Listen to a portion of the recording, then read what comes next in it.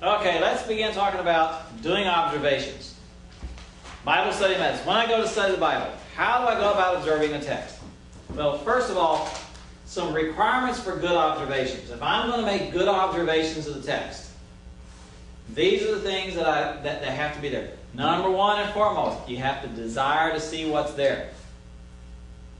You got to want to know what the text is saying. A second requirement is exactness. Good observations aren't hit and miss. Good observations are not close. A good observation is a detail that you recognize. It has exactness. But also, one of the requirements for making good observations is persistence. You don't just go over it once. You go over it twice, 3 times, 5 times, 10 times, 20 times. You go over it over and over and over until you begin to see things that you didn't see the first time. My understanding of the Gospel of John didn't occur the first time I read through it. The reason I see a lot of stuff in the Gospel of John that I didn't see at first is because I've studied it over and over and over, and all these things begin to sort of jump out at you. Same thing, 1 John. Studied it over and over and over, and all of a sudden you begin to see stuff that you never imagined. And you see the connection between this and this. And you see how it's interwoven in all these things. And you can see the development of these ideas. But it comes from observing and re-observing and re-observing and dwelling on it over and over and over. If you want to do good observations and you're going to study a book of the Bible, you probably ought to read it once a day for the first month. And just write down things you notice. And by the end of the month, you'll be seeing stuff that you read right over. Because that's one of the keys, is this persistence.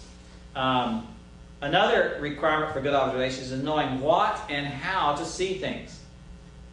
If you don't know what to look for, you'll look right at it and not see it.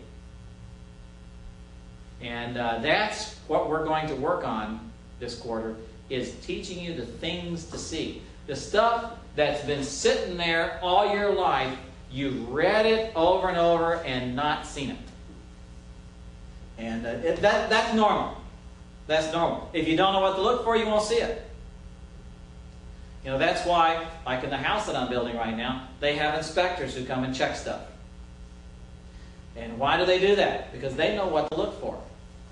And they walk up, and in 5-10 minutes, they know whether it's been done right or wrong. I can look at it all day long, and it looks right to me. And it's great because one of the inspectors came and asked me, he said, who's going to be doing your wiring for you? I said, well, I'm going to. He said, okay, well, I'm the electrician, and I'll be inspecting it. So be sure, and before the official inspection date, give me a call, and I'll come and make sure you did things right. Now, I've had a course in how to wire houses. I had a course called Farm Electricity, how to wire a barn. And so I know a lot of the basic principles.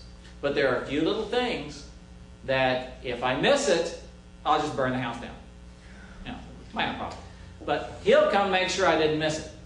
Hey, and you know that can happen. We were doing construction out at the college, and they were remodeling one of the buildings, and it hadn't been inspected yet, and they weren't quite done yet, and they had the building turned off, power turned off, and a group of students got back to school early, and they decided they want to go up into the area and play some pool on pool tables, and they turned the lights on and nearly burned the building down because it would not have passed inspection. It wasn't ready yet. So, you know, it's not just knowing stuff. The key is knowing what am I looking for, and how do I spot it. And so we'll work on that. And then another requirement is a skill. You just have to develop the skill. Observations are a skill that takes time to develop, which is why I'm going to give you an observation assignment. See, and keep you busy on that and start developing that skill. Now, here's the procedure that you'll follow in doing observations. First of all, design an observation chart where you can isolate Scripture and make observations. One approach that people will take is you can take a piece of paper and divide it into columns. And you can have the verse itself, and in this you would put, let's say, either words or phrases, or if you're working bigger units, clauses is probably a little too much. But here, what I've often done is just simply put the verse word by word as you work your way down through the verse. Or key words and key phrases. I usually will break up the clauses because a clause has a subject and a verb in it. So I'll break those up. A phrase doesn't have a subject or a verb. It's like a prepositional phrase, in the house, that's a phrase. But a clause always has a subject and a verb in it, or some kind of verb in it. And a sentence is made up of one or more clauses. That's the way that works. But I'll make a chart where on one side I'll put that. This is one approach. Then you have your actual observations. And I'll observe things about it. I'll observe that it's a noun or a verb. That it's, let's say, a symbolic term or like a metaphor or something like that. I'll observe things about it in the text. And then the third column will be questions. And I'll ask questions of the text based on what I've observed. Okay, so this is one approach. This is one approach. And I will make an observation chart to go through and see all of these things. I'm listing my words, my phrases in the left column. In the middle, I actually make observations of it. And by observations, I'm talking about what I see. What I see is, again, is it a noun, is it a verb? Are there three things in a list? There are things, for example, in James and Peter talks about, adding to your faith, do this, and adding to that, do this, and that. And so you have this list. One of the observations is that you have this stair-step growth. And then you can observe what the actual theoretical categories of each word is. And you ask the question over here, how do they relate to each other? Do they build on each other? Do they interact with each other? Is one foundational to the next, or are they parallel to each other? Those are questions that you would ask in your observations. Later on, you're going to try to answer these questions. But the key to observation is seeing what's there and recognizing what's there. So, I work my way through on these things. Now, once I've designed my chart, let's say this one. Hendricks does one. It's an interesting thing.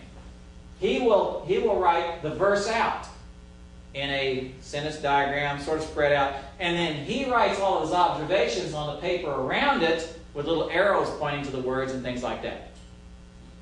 So there are different ways to do it that works for you. But the key in your observation chart is I'm going through and I'm seeing what's there. What is there?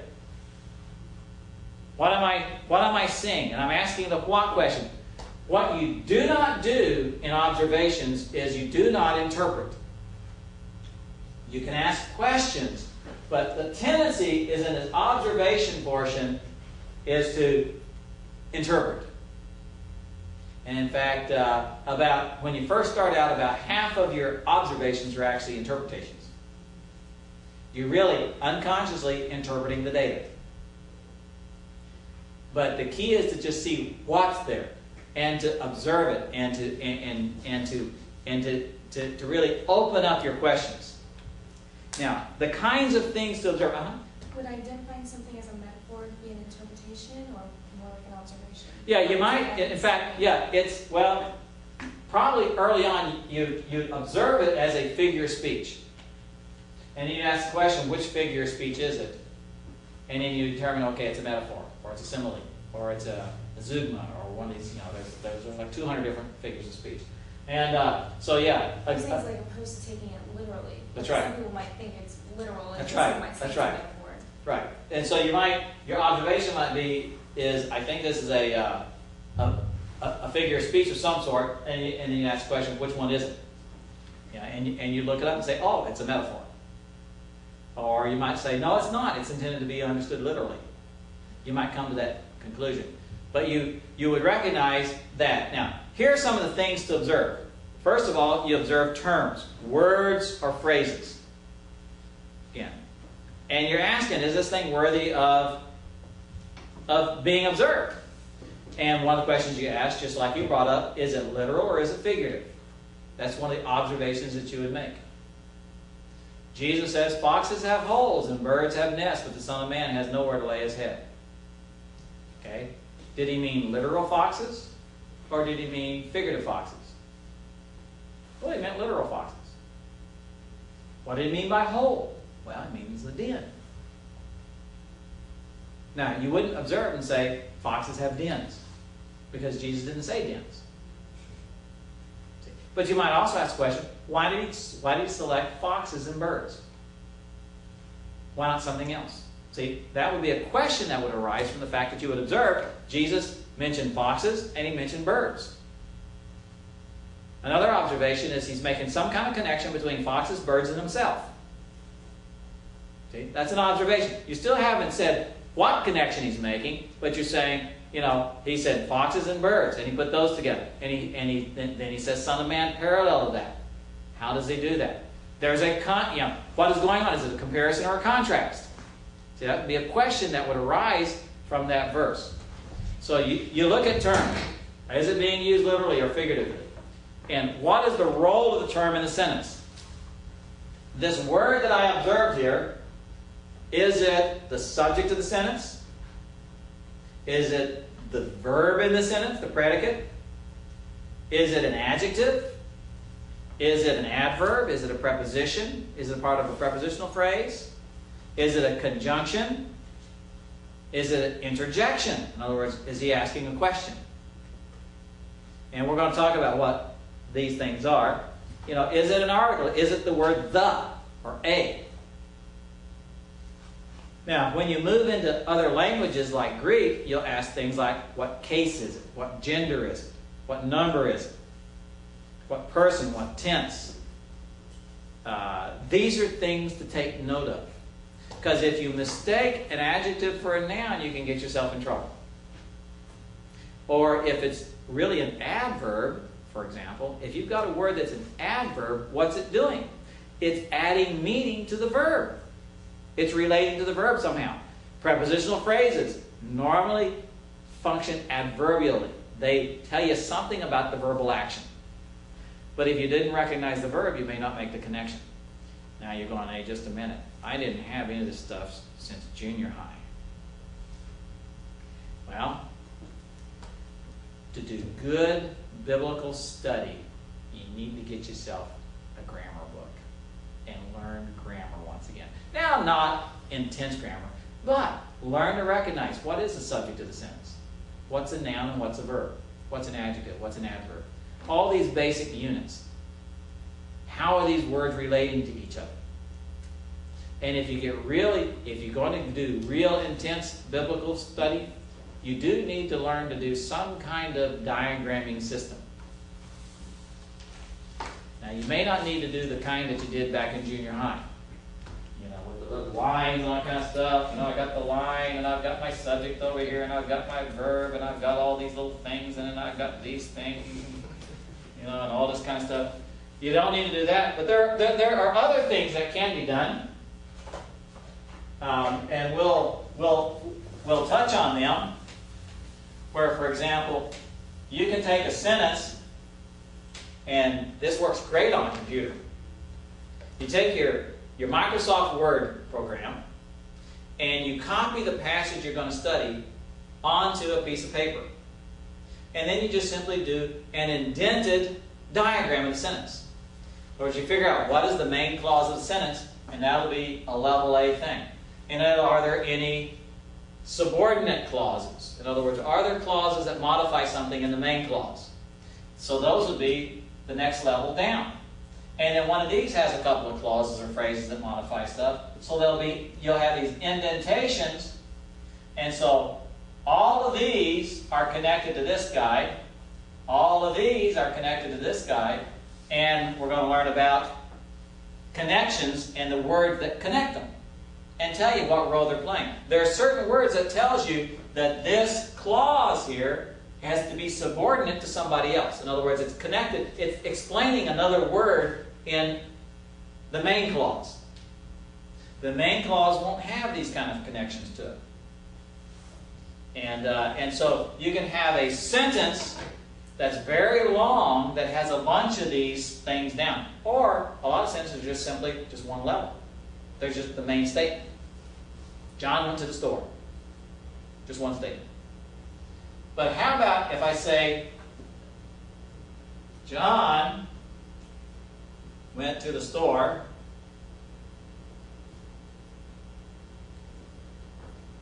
because he was hungry. Notice, he was hungry. It's a clause, but it begins with the word because. It can't be the first word of the sentence.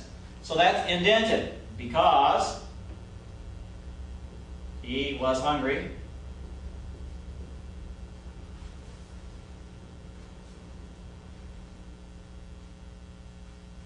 Okay. And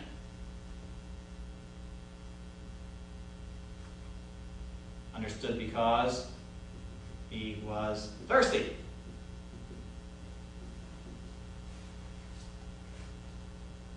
For something really good to eat. Oop.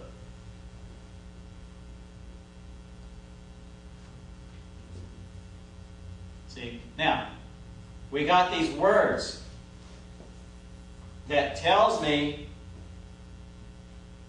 that this is explaining hungry and thirsty for something really good to eat. This is explaining why he went to the store. So I subordinate them. And I can see relationships here. This is a whole lot easier to do than the classic diagramming. And this is a good way. And then, having done this, you make observations on that. An observation is that because he was hungry and thirsty, is subordinate to the main statement, John went to the store. See, I'm observing. And John is the subject, went is the verb, to the store completes the idea, tells me where he went. See? This clause, which has an and, so it's actually two clauses put together, which have an understood because he was. This tells us, because, tells me why he went. See? And this one tells me what he went for. See? That's the kind of things, those are the observations we make as a part of this process. And those are the kinds of things we look for. So we're looking for these words. And then we're looking for structure, the relationship of words. Another thing to observe is this structure. Now, this is what we call syntax. Again, the different things that holds the sentence together. And structures to observe include phrases, clauses. We get bigger. A sentence, a paragraph, a chapter, a section, a segment, a whole book. We notice all these structures and relationships. Because here's a key thing to understand. No paragraph in any book of the Bible is isolated. Every paragraph is connected to the one before, the one after. And the one before that, and the one after that. And somehow relates to the whole book. There's an occasional thing that's sort of off on the sideline. Tell Joe hi. Something like that. But most all of them are somehow interrelated to the message. They're connected. And you want to see what those are. Now, not every thing you study, if you're studying a single verse, you're not going to go into the same detail. And all that. You look for types of structures. There are surface structures and subsurface structures. And what I mean by that is some of the things you can see, it's actually right there on the surface. Other things are more nuanced. And that's where, when you read it, and you reread it, and you continue to study it, suddenly you see there's not only the obvious, but there's the subtle. And So the surface structures, they're very visible, they're very obvious. This is a sentence. This is a compound sentence. This is a sentence that has a list in it. Those kind of things you can see on your first reading. And you'll notice things like for and but and if and because and these words that tell you the relationship of clauses to other clauses within the sentence. Those are the surface ones. But subsurface structures are literary features within the message itself. And these become apparent as you deal with the message as a whole and as you see the bigger picture. For example, in the book of 2 Samuel, you got your basic verses, you got your basic chapters, and you got your basic chronological outline of the life of David. But within that, you have a contrast being developed by the author between David and his son Amnon. And you see a contrast, or you see the role of Joab as a foil that reveals David's weaknesses, just as Amnon does. And you've got these other things happening literarily that initially you won't see it. For example, you have in 1 Samuel 24, 25, and 26. In chapter 24, you have David has a chance to kill Saul. And he catches him at Ein Gedi. Saul comes into the cave to relieve himself. And David's guy says, hey, let's just kill him now. And instead he just cuts the hem of his garment and lets him know. In chapter 26, David has another chance to kill Saul. And they go right into his very camp. Saul's asleep, and the guy says, I can just drive a spear right to him and we'll be done with him forever. And David chooses not to. Twice he chooses not to kill Saul. And both times he says, because he's the Lord's anointed, and it's God's job. Now, structurally, there's an interesting thing that happens in between. The story of Nabal and Abigail. So you can see that it happened chronologically in that order, so you say, well, that's why it's reported. But why does he report on the story of Nabal and Abigail? Because one of the points I believe the author is making, literarily, is that David was a bloodthirsty man. He was a killer. Because when Nabal made him mad, and he wasn't the Lord's anointed, he was going to not just kill him, but kill every male in his family, including servants. And he would not have batted an eye. David was a violent man. That's the whole point of that story. Because you see, when you see that, then you understand David's respect for God in sparing Saul. He didn't do it because he was weak or cowardly, or because he wouldn't just as soon kill someone as look at him, but because of his respect for God. So that's a literary device going on, and that's a part of the convention, and one of the things that you would observe beyond just surface stuff. And that's what we're talking about there. Now, laws of structure. The authors of scriptures followed various laws, and unless you work with the original languages, you should best work with paragraphs, because that was what they did. But there are certain interrelationships that you want to observe. These are the kinds of things to be looking for. You look for relationships between words within a paragraph. Okay? Both within a sentence and within a paragraph. So you look between a subject and its main verb. What is the relationship of that subject to its main verb? You'll look at the relationship of a verb to its predicate. What's a predicate? A predicate is what the verb says. Once you got the subject, John, the verb, went. Well, what does the verb predicate about John? Well, he went to the store because he was hungry. See, all this stuff after the verb is the predicate. It's what the verb predicates. And so you look at that relationship. You can look at the relationship between a modifier and the word it modifies. Here, John was not just hungry, he was very hungry. Now I've got a modifier in there. Well, what is that relationship? Well, it's very different from being slightly hungry. See, and he was looking for something really tasty. So he got chocolate. And life had meaning. So, that's some of the things. You'll look between a word and its modifier. Again, very and hungry. You'll look at the relationship between a preposition, to, and its object, the store. What is that relationship? He didn't go in the store. In this case, we're talking about him going to the store. But if we had said he went in the store, that changes the whole relationship.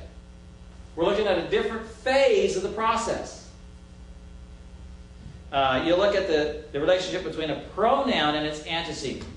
The Bible uses a lot of pronouns. Him, her, it. And one of the important things in interpreting a passage is to observe. Here's a pronoun. And the question you then ask is, what's its antecedent? What is the noun that it's actually related to? And there are a few instances where that becomes a big question because we're not sure what the pronoun goes back to. But we would pay attention to those kinds of things as well. You would look at the relationship between clauses in a sentence. Are they independent of each other? Are they coordinated with each other? Are they contrasted with each other? For example, are they connected by the word and? That makes them coordinate. But if they're connected by the word but, that makes them discordant. They may be a contrast. See, how is their relationship? Now, another thing to do is to note the connectives. Note the connectives. And what a connective is. Okay, and we'll talk about this some more. A connective is a word that connects a clause to another clause, whether it's the main clause or a subordinate clause. It's the words like and, but, if, because, for, since, when. These are all the words that when it's at the beginning of a clause, remember a clause has its own subject and verb. When it's at the beginning of a clause, it tells me the clause is not the main sentence. And the clause is explaining something else in a higher level clause, which may be the main sentence. But you can also have these connectives connecting paragraphs. And a paragraph may begin with one of these words. And it tells me the relationship of that paragraph to the one that preceded it. And my paragraph that I'm looking at may be explaining the previous paragraph, may be illustrating it, may be a contrast to it, may be a continuation of an idea, maybe all kinds of possibilities. And we'll see an example of that as well. Now, in making your observations, you do need to practice selectivity. And what I mean by that is eventually you'll learn there's some things that just aren't worth spending time observing because they're so obvious. Now, when you first start out, though, you ought to write out even the obvious stuff, just to get in the habit of seeing it. But one of the things that you will note is authorial selectivity. What ideas, what words did the author choose to use? Can I see a pattern? And there can be quantitative ideas.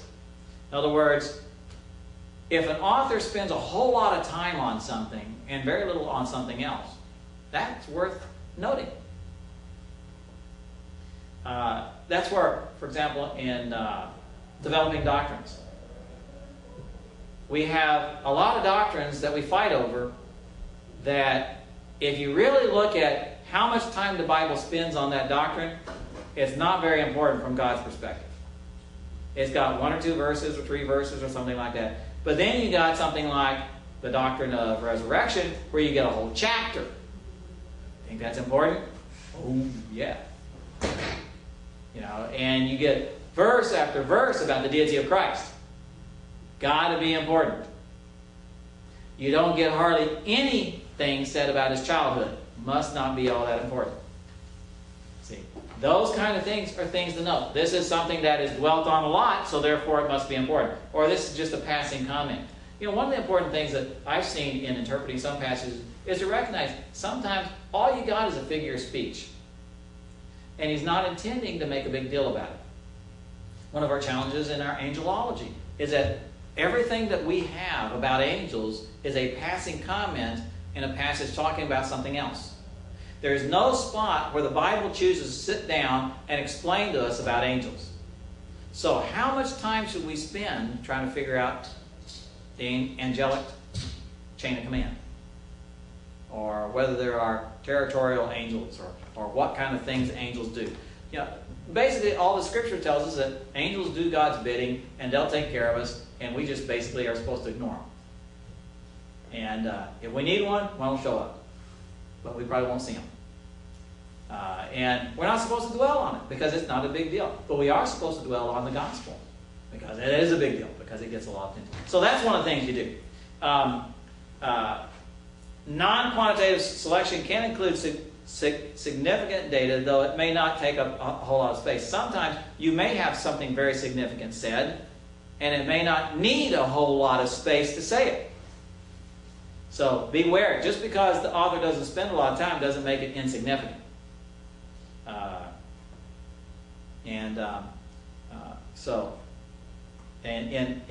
In Zook's book, you can see some suggestions for figuring these kinds of things out, and I'll let you look at that. Another thing to observe are the general literary forms. Something to notice. And let me tell you some of the literary forms. These are the more generic, general forms of literature that literature takes. One of them is discourse. In other words, conversations, lectures. The epistles would fit into this category. Paul's writing a letter to a church. That's discourse. In other words, he's talking to them about something. Okay? So you should notice that. Oh, this is an epistle.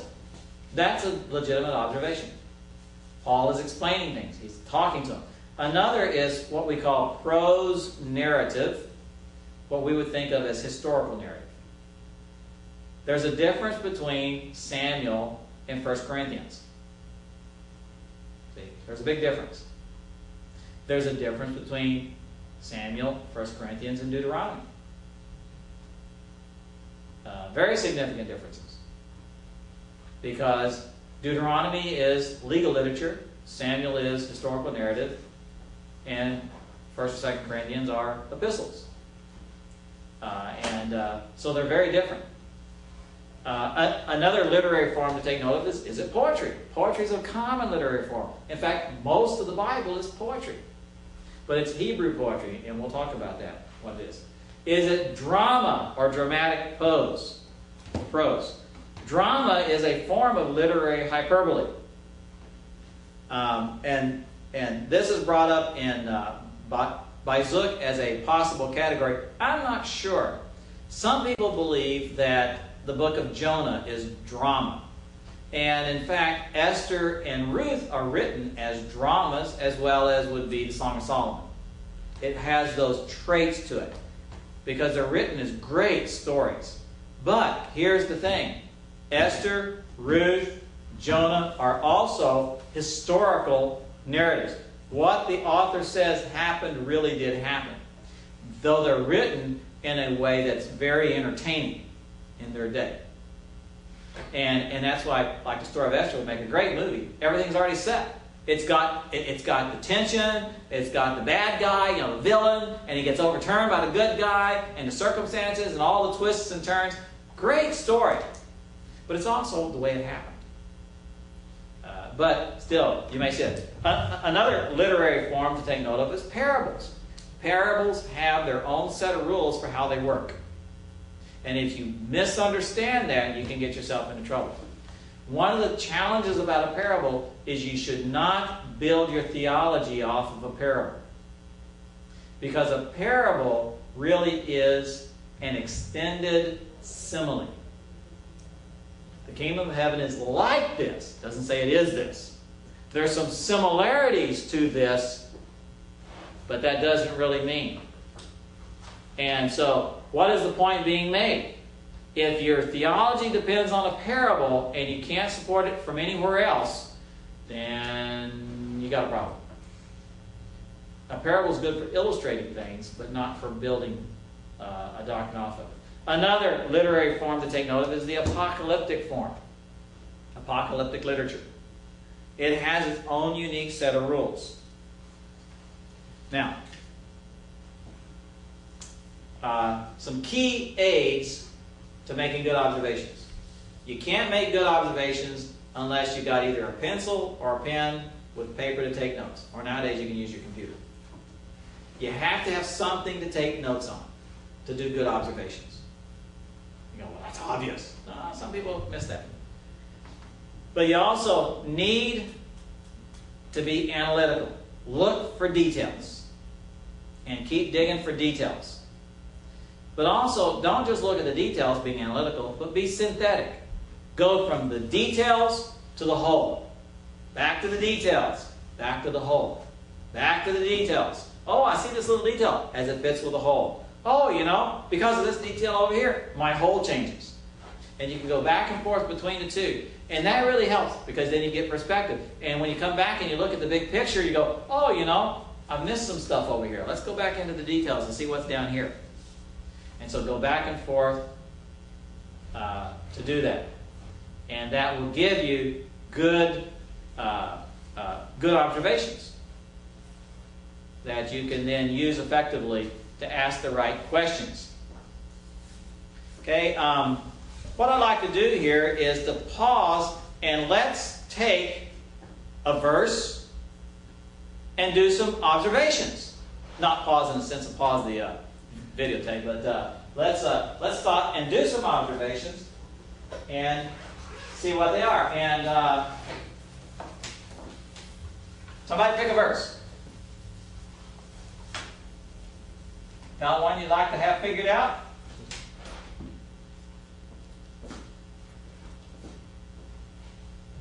If not, I'll pick one with my Bible.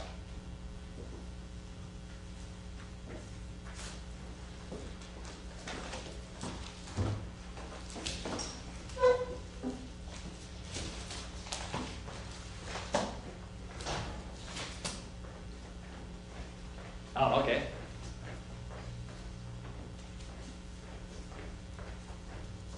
Well, let's see. Let's do 1 Corinthians chapter 1, verse 18. And I'm going to do it in New King James, and we can compare different translations. Okay? For the word of the cross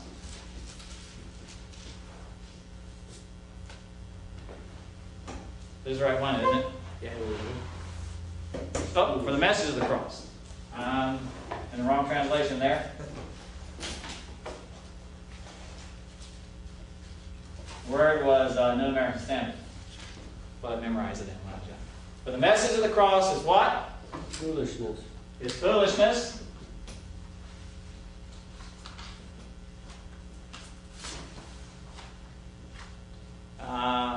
To those who are perishing,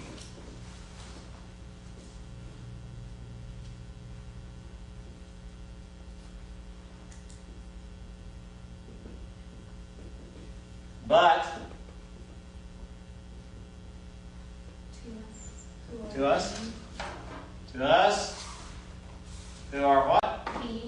Who are being saved. It is the power of God.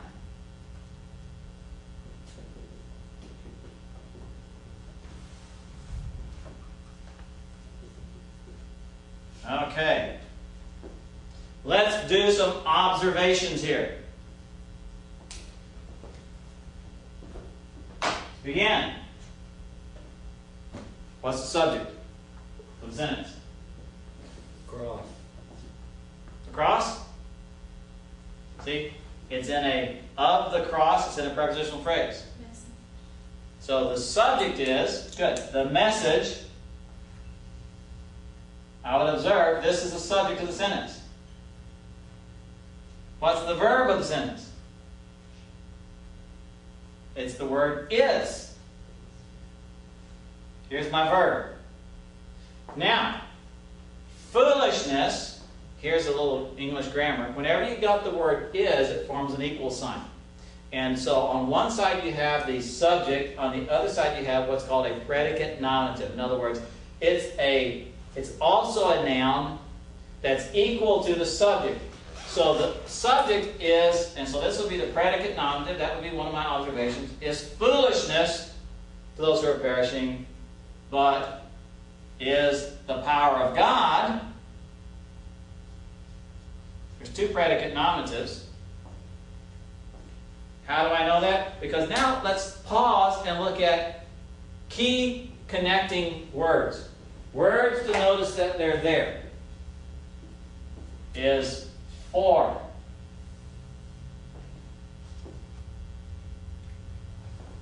Why does the verse begin with the word for? That's a question I would ask. See? That I observe, the verse begins with the word for. Then I would ask the question, why? Now later on when we interpret, we find out because he's explaining something he said in the previous verse. So this for points me back to something beforehand. The message is described, an observation is described by the prepositional phrase of the cross. It's not just any message. There's a specific message. So I would observe, of the cross is a prepositional phrase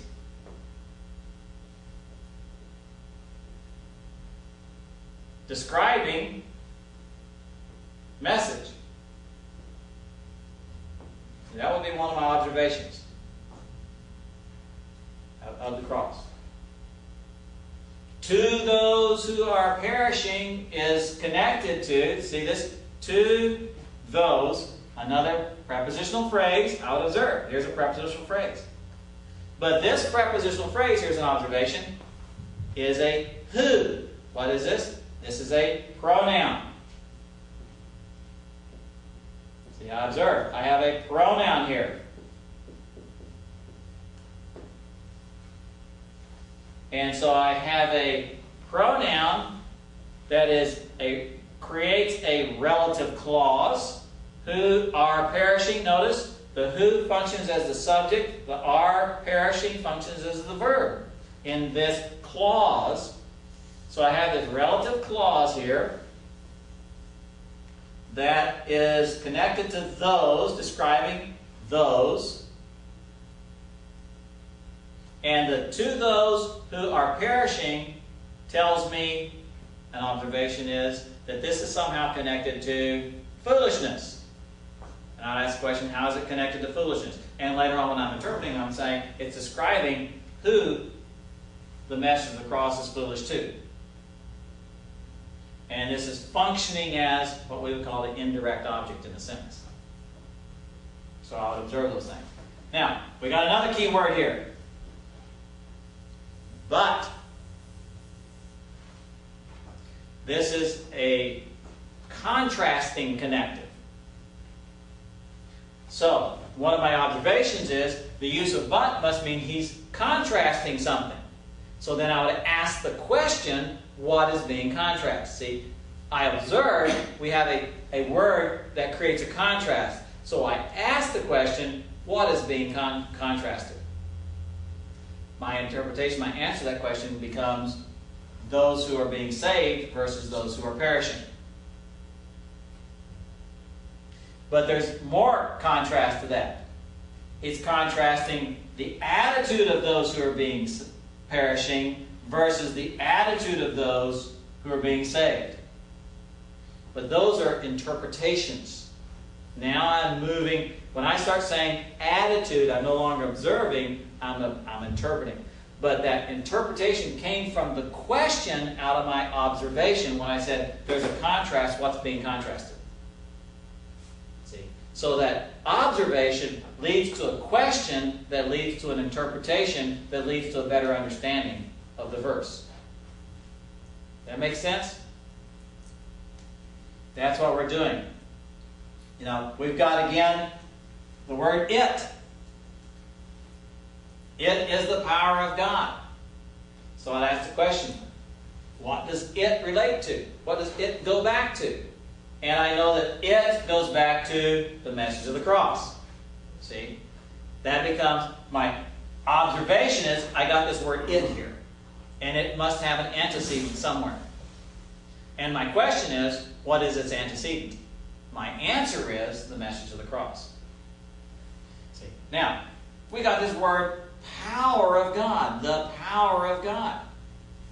I would note that Paul uses this word power here. Then I would ask the question, what does he mean by power? What kind of power? When he says the power of God, in what way is this power related to God? Is it coming from God? Is it the power God has? Exactly. Is this strength or is this authority? See, I start asking these kind of questions. What exactly does power mean in this sentence? Because power has a range of possible meanings. And later on I'm going to do word studies and different kinds of studies to find out, how does Paul use this word elsewhere? What could Paul possibly mean when he says power? And how is power different from foolishness? See, I'm asking. I don't know if you noticed this yet or not. But you can end up with, for every observation, 10 questions. And in fact, the better you are at asking questions of your observations, the better interpretations you're going to get. And so let the questions flow. Because then when I'm looking at that, I'm starting to say, when I saw this but, and I was asking those questions, now I see the contrast of to us to those. See? And to those who are being saved. Notice there's a who are. I observe that he uses the same kind of a structure. Those who are, us who are. That's an observation. Again, why? Because it leads to recognizing the nature of the contrast. And that's what we're doing in these kinds of observations. And you can go, like here, I just laid the sentence out, and now we end up with a mess. Again, one of the ways that Hendricks would do it is you would put this in the middle of a page, and then you can make these observations and questions all around the edge of the page. If you have, there's a neat program called Inspiration. It's a visual learning program for the computer where you can do that. You can stick the thing out and you can make these little bubbles that are all attached, and you can interconnect these things, and it'll make it into diagrams and outlines and all kinds of things for you. Or you can do what I talked about, having the columns where you just put the words down through, and then you make your observations and your questions. One of the things that you would look at there, or one of the questions you'd ask is, are any of these figurative words? What does he mean by perishing? You would know these key words: foolishness, perishing, message, cross, power, saved. What do these mean? That would be the question that you would go to understand. Okay, that makes sense? Let's do one more, one that we know very well. For God so loved the world that he gave his only begotten Son. The thing I would like to observe about it is that he begins with again that same word for.